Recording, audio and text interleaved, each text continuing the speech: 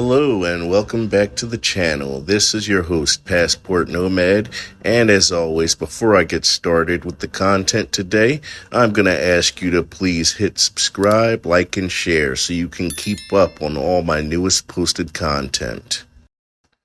Today, I will read a topic that comes from reddit.com. This was posted by r/Philippines_expat. Important red flag to watch out for. And he writes, one of the biggest red flags I've encountered here in the Philippines is girls that have dated foreigners in their past. These girls have so much emotional trauma, it is impossible to have a serious relationship with. It might seem hard to find, but once you get outside the big cities, there are a lot more girls that haven't encountered foreigners. Anybody's thoughts on this comment, please leave in the comment section. Before I get into my commentary for today, I will go through their comments of all that responded to this guy's posts. So, with that said, the next comment in response is coming from affectionate_82, who writes, unfortunately, most of the women that I've dated who prefer foreigners have caused me the most headaches.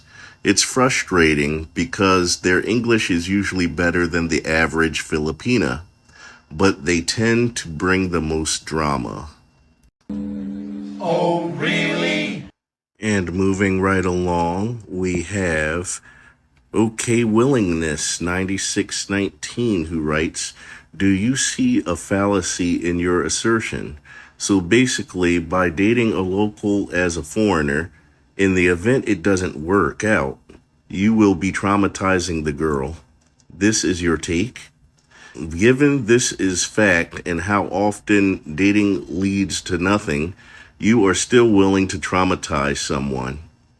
What kind of sicko does that? What? Bro, what are you talking about, man? Okay.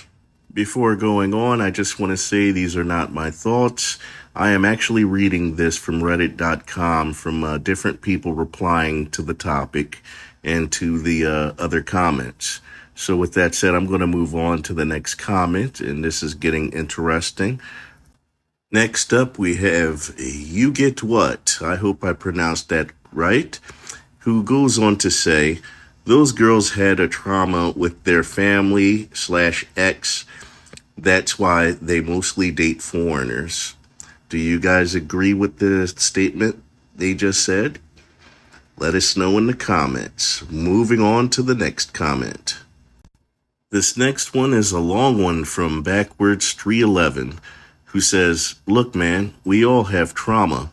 If we don't deal with it, it creates knee-jerk reactions and inappropriate responses to things. If you don't like the girls in Manila, there's a million guys that would take your place in a moment, bro. That's not saying you're wrong, but you can't focus on the negatives. That'd be you wallowing in your own trauma, and it's impossible for a real chick to get through to you. I believe he wants to say if you don't like the vibe in the city or chicks, go to the province. I used to hate the province, quotation, any of them. Because I was young and wild and I thrived on what Manila was, I grew up. I learned Tagalog as well as I could and moved out to the province to help a friend and watch their home while they were abroad. I missed Manila dearly at first, then I started to meet my neighbors and they were cool people too. Just, not like people from the city. If you're into bar crawls, stay in Manila or a bigger city like a regional capital. If you're into nature tourism and things like that, province is awesome. I came 8 years ago to Rizal, and I fell in love with the land and the people and left Manila to a different crowd. One thing, man, wherever you go, there you are. Worry about your trauma before you worry about fixing anyone else. Not trying to be a, You get the point. I'm not going to say it, What did he say? but he's just saying.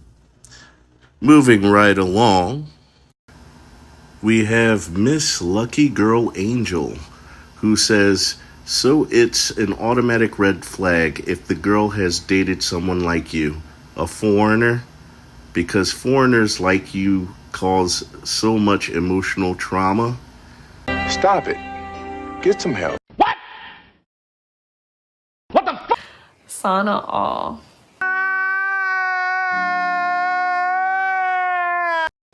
Looks like they're going in on him. Well, he responds back and he says, I'm just trying to give some advice so people aren't stuck with a terrible partner. I have many close friends that have Filipino wives/girlfriends who have ruined them financially and mentally. Personally, I have met some of the worst girls in my life who have had multiple foreigners, some just one. Most all foreign living here are looking for a girlfriend or wife, etc. We should all keep our standards high and not settle for the first girl that shows affection. I wish I could just pack up and go to the province, but I'm stuck in Manila doing business. My options are limited to the city, unfortunately. The last comment comes from Lily Bloom, who says, Filipina here. Filipinos aren't always great with communication. They sometimes ghost you or lead you on. My experience with Filipinos is different from foreigners, who tend to be more direct and communicative. And that is the end of the comments. At this point, I want to add my 2 cents in on this topic, and I'm going to start with this. Basically, I'm never one to generalize a city or a population, a country, a section, a zone, a province, or anything to me, everybody is an individual. Everyone is different from one another. And based on that, who you bring into your life is a very important thing. That's why you have to get the time to learn each other, vet each other, look for the red flags. If there's any red flags that are against your preferences, you make a conscious decision from there whether or not to deal with that person. As far as city girls, province girls, I don't think it matters. It all comes down to the personality of the individual that you are dealing with, and you have to make the decision as an adult who you want to bring into your life. Are they going to be good for you? If they're going to be bad for you, if you want to stay away from them, whatever. Everyone has their preferences and their likes and what they want. It's just a preference. As far as people having, say, temper tantrums, tampo, anything like that, you should be able to spot that within giving time being around that person.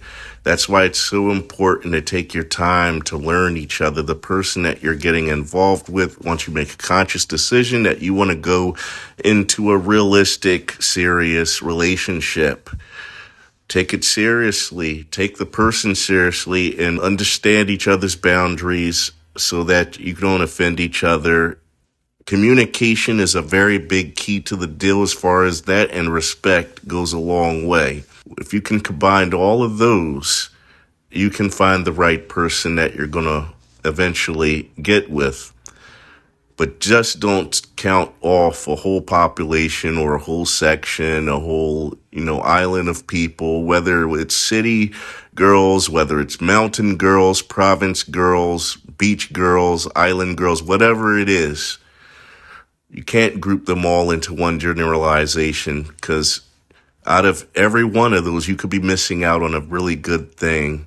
There could be a couple of good people out there in the crowd that you're overlooking. And sometimes we make bad choices over and over again on who we're picking to date because we're attracted to that one thing. Sometimes you got to learn to switch up. Well, that's all I got for today. Again, what are your thoughts? Comments, questions, concerns, leave your thoughts in the comment box. Just as always, I'm going to ask you once again to please hit subscribe, like, share, and leave a comment. This is Passport Nomad saying, catch you next time, next video. Passport Nomad signing off.